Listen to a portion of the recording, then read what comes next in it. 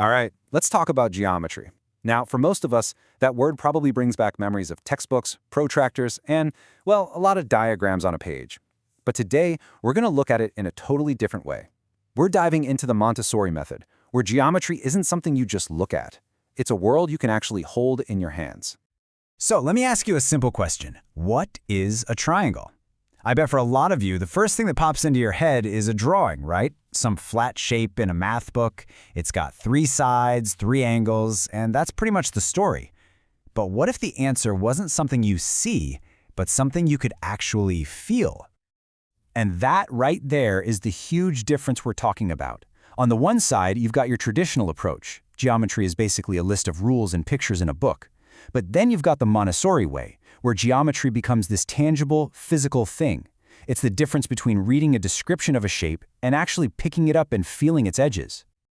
Okay, so let's get into it. We're going to start by completely rethinking what geometry even is. It's all about this big shift, moving away from those abstract ideas on the page and into a world of real, hands-on, personal discovery. So what's the big idea driving all of this? I mean, what's the philosophy? Well, it's not just about teaching kids the names of shapes. No, it's way deeper than that. The real goal is to help them build this profound, almost intuitive understanding of the world and all the basic structures that hold it together. And this really gets to the heart of it. Let's break down the goals here. First off, kids get to explore shapes concretely. They feel their edges, their weight, everything. Doing that naturally develops their spatial awareness, how things fit together in the world. And here's the really cool part.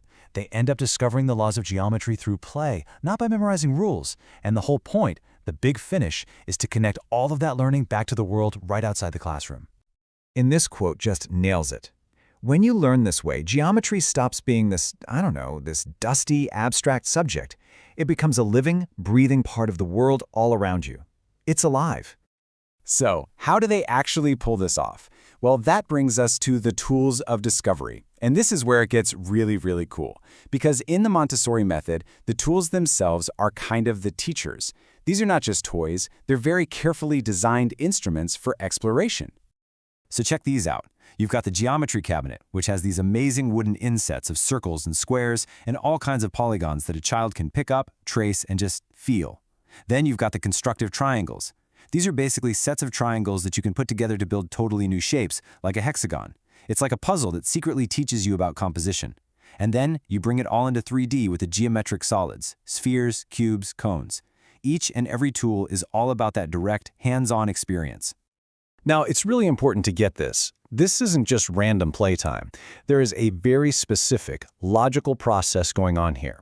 This whole journey, from hand to mind, is structured to take a child from that first physical, hands-on feeling to a much deeper, more abstract understanding in their head. You can really see how it all builds, one step at a time. It starts super simple, with just identifying the shapes, using those wooden pieces from the geometry cabinet. Then it moves on to tracing them and learning their names, connecting that physical feeling to the actual word. From there, the journey keeps going, exploring angles, lines, then getting into those 3D solids, and finally, hitting that ultimate goal, taking everything they learned and starting to see it out in the real world. And this is where the magic happens. This is the big payoff. It's the moment when geometry stops being a lesson and just becomes part of everything. The whole idea is that what happens in the classroom doesn't stay in the classroom. Instead, the entire world becomes this giant living textbook. And you can literally see it click. All of a sudden, a kid looks at the playground and doesn't just see a roof, they see the triangles holding it up. They don't just see a flower, they see the circles at its center.